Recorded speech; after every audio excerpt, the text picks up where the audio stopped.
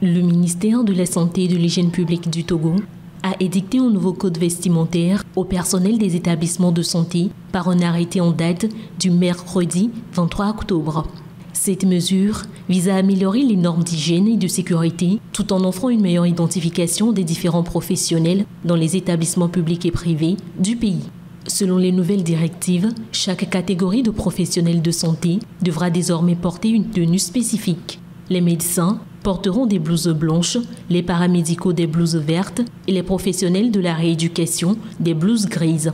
Les sages-femmes, quant à elles, revêtiront des tenues roses, le personnel administratif sera en beige, tandis que les agents des morgues porteront du kaki. Le code introduit également des règles d'hygiène strictes, exigeant des équipements de protection supplémentaires pour le personnel exerçant dans les zones à haut risque, telles que les blocs opératoires ou les laboratoires.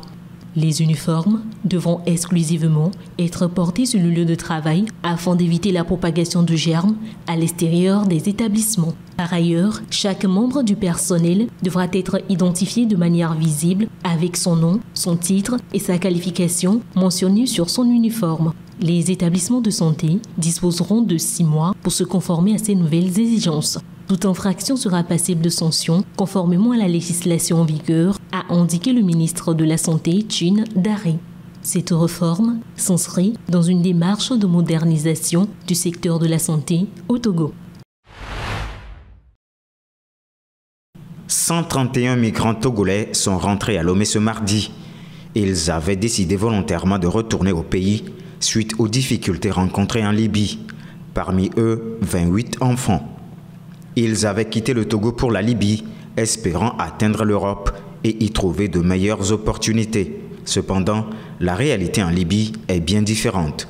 Le pays marqué par une instabilité chronique et des combats entre milices rivales est devenu pour les migrants un terrain dangereux.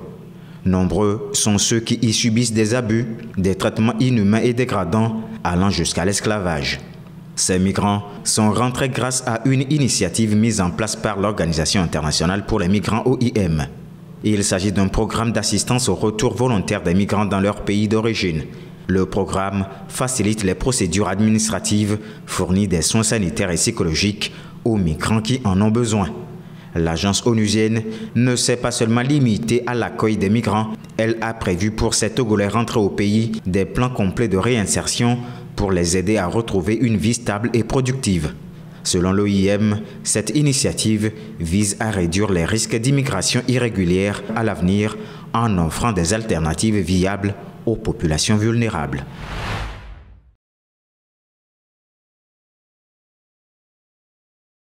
Alors que la campagne 2023-2024 avait montré des signes de progression, avec une production de plus de 65 000 tonnes, la production du coton au Togo pourrait enregistrer une baisse pour le compte de la campagne 2024-2025.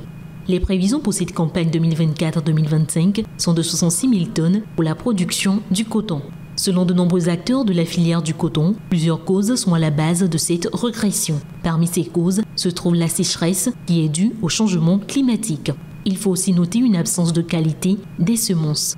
Alors que le climat semble faire partie des facteurs qui freinent l'évolution de la production cotonnière, cette baisse semble persister depuis plusieurs années, car depuis 2020, la dite production n'arrive plus à dépasser la barre des 60 000 tonnes, et ceci jusqu'à l'année dernière. Notons que pour les cotonculteurs, la nouvelle gestion qui est faite du secteur de la production du coton ne permet pas de remettre sur pied ce secteur. Rappelons que pour faire évoluer le secteur de l'agriculture au Togo, plusieurs moyens sont mis en œuvre par le gouvernement, tels que des partenariats suivis de financement, comme récemment celui de la Banque islamique de développement, BID.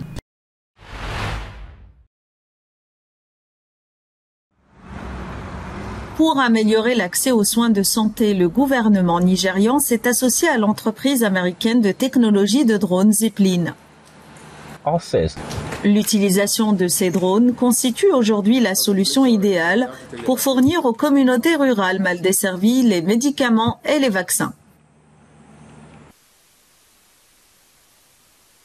L'infrastructure est censée couvrir toutes les zones désignées. Lorsque nous pouvons le faire, nous nous assurons que nous distribuons vraiment les services de soins de santé à tout le monde.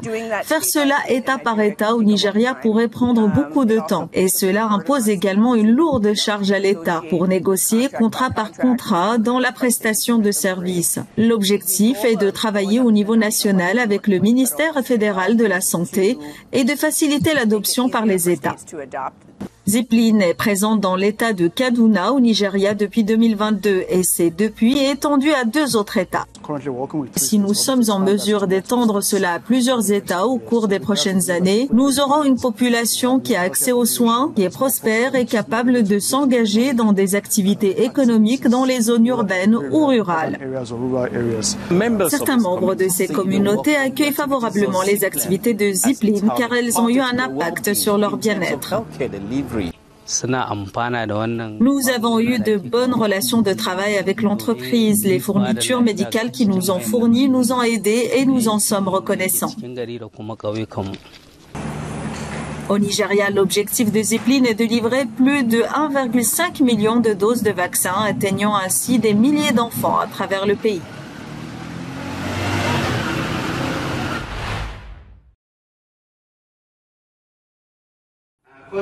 En Ouganda, les tribunaux ont condamné vendredi Thomas Kwoyelo à 40 ans de réclusion. Cet homme était un enfant soldat devenu commandant des rebelles de l'armée de résistance du Seigneur contre le pouvoir de Kampala dans les années 80. C'est l'épilogue d'un procès historique où un membre de la LRA est jugé pour la première fois. Kwoyelo fait face à de multiples chefs d'accusation allant du meurtre au viol, passant par les pillages et la réduction en esclavage. En août, il avait été reconnu coupable de 44 des 78 chefs d'accusation retenus contre lui pour des crimes commis pendant l'insurrection entre 1992 et 2005. La sentence a été prononcée par un collège de la haute cour de Goulou, la ville du Nord où la LRA était autrefois active. Kwoyelo pointe du doigt le chef suprême de la LRA, Joseph Kony, activement recherché par la Cour pénale internationale et dont la tête est mise à prix par les États-Unis. Le procès de Thomas Kwoyelo s'est ouvert en 2019, alors qu'il était déjà en détention depuis 2009.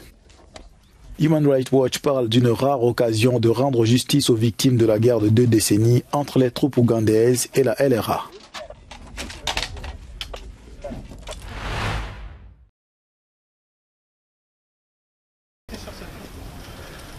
L'État français est accusé de complicité du génocide rwandais de 1994.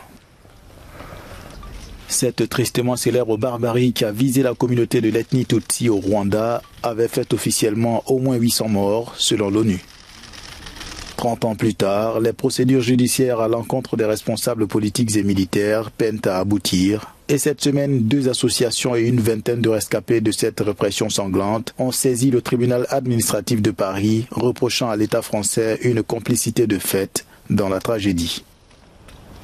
En clair, la France est mise en cause pour son supposé soutien à un régime génocidaire à travers un accord d'assistance militaire, les failles des opérations françaises au Rwanda telles que Amaryllis ou Turquoise et l'abandon de civils sur les collines de Bisesero.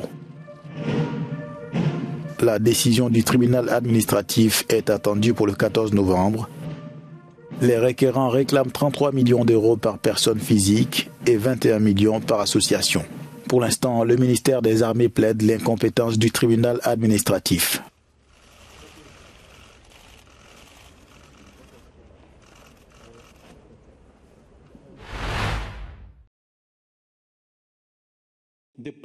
La présidentielle américaine a été un sujet de discussion lors du sommet des BRICS, notamment en ce qui concerne les relations potentielles entre le président Vladimir Poutine et le candidat républicain Donald Trump. En réponse à ces interrogations, le chef du Kremlin a catégoriquement nié ces allégations. Concernant les contacts avec M. Trump, il s'agit d'un sujet qui a été évoqué constamment depuis plus d'une année. À un moment donné, nous avons été accusés, tout comme Trump lui-même, d'avoir des liens d'une manière ou d'une autre avec la Russie. Cependant, à la suite d'une enquête menée aux États-Unis, il est clair pour tout le monde, y compris au Congrès, que ces allégations étaient totalement absurdes et qu'aucun lien de ce genre n'avait jamais existé. Ce n'était pas le cas avant et ce n'est pas le cas maintenant.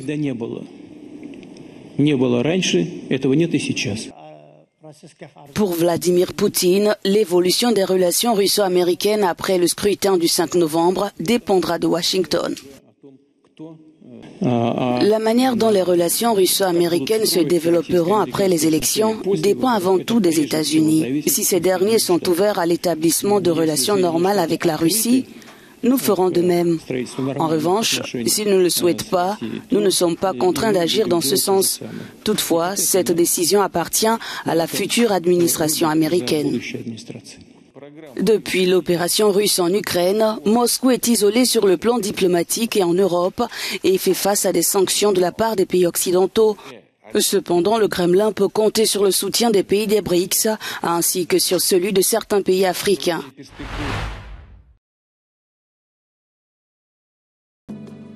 Le roi Charles III reconnaît indirectement les appels de certaines anciennes colonies de la Grande-Bretagne à faire le point sur son rôle dans la traite transatlantique des esclaves. S'exprimant dans le cadre d'un sommet des pays du Commonwealth à Samoa vendredi, il a ajouté que le passé ne pouvait être changé. S'il a admis que les aspects les plus douloureux de l'histoire continuaient de résonner, il s'est abstenu de mentionner les réparations financières demandées par certains dirigeants. Aucun d'entre nous ne peut changer le passé, mais nous pouvons nous engager de tout cœur à en tirer les leçons et à trouver des moyens créatifs pour corriger les inégalités qui perdurent. Le dirigeant britannique a rejeté les appels des pays des Caraïbes qui souhaitaient que les dirigeants présents à cet événement biennal mentionnent cette question dans leur déclaration conjointe finale. Alors que nous regardons le monde et que nous considérons ces nombreux défis profondément préoccupants, choisissons au sein de notre famille du Commonwealth le langage de la communauté et du respect et rejetons le langage de la division. Le Royaume-Uni n'a jamais présenté d'excuses officielles pour son rôle dans la traite, au cours de laquelle des millions de citoyens africains ont été enlevés et transportés vers les plantations des Caraïbes et des Amériques pendant plusieurs siècles, enrichissant ainsi de nombreux individus et entreprises. Des études estiment que la Grande-Bretagne devrait entre des centaines de millions et des milliers de milliards de dollars de compensation aux descendants d'esclaves.